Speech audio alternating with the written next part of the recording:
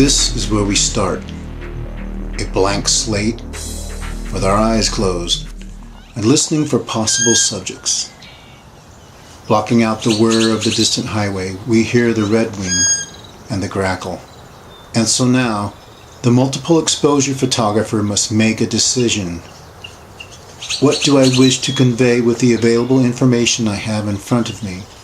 Do I simply record for record's sake, as an ornithologist, identifying a species with detail and true representation? Or do I own another vision from within, one that tells a story of an interaction between nature and the observer? How do I depict an emotion, a vision, a dream, ignoring the obvious?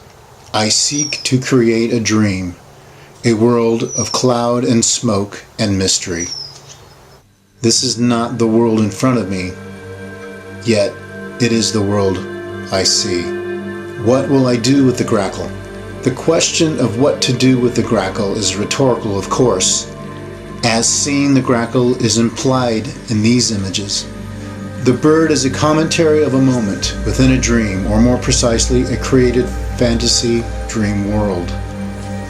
The bird becomes less of a subject and more of an emotional statement in a holistic approach to the world she lives in. We see a bird, but we imagine the world through their eyes and build the fantasy of flight as a child may connect to this action. There are rhythms we ignore that make up every frame we create, and there is an aura of spirit of all energetic life. If we seek to expose these elements, we bring ourselves closer to nature's beating heart and speak a language without words. Our message is not made of simple conflict and survival, but rather of electric life currents that speed past us mere humans so quickly that we are bound to miss it.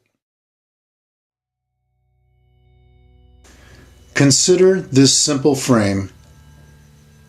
There is a well-seasoned photographer who shoots slide film with differing exposure and focal planes of the same composition. When these slides are sandwiched together, the results are dreamy and ethereal.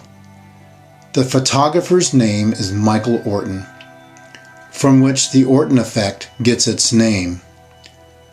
I call it capturing the aura. Like a force that surrounds an object, this effect brings a meaning beyond the basic recording of information.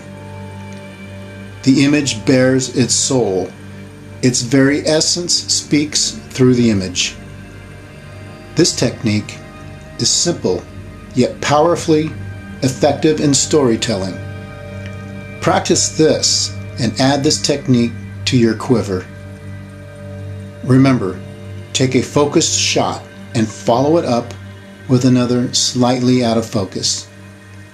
Try differing exposures. This is your voice, so experiment to discover the technique that best speaks your message. This shot was made on the fly. You may want to use a tripod. Mastering a technique like the Orton effect is only the beginning of the experimental photographer's journey. We call this experimental, but it's not haphazard.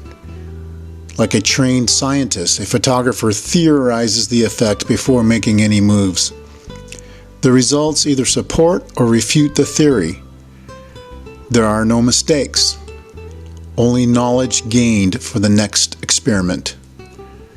At some point, these experiments become qualified data in the photographer's quiver of techniques, right alongside using filters and Kelvin temperature settings.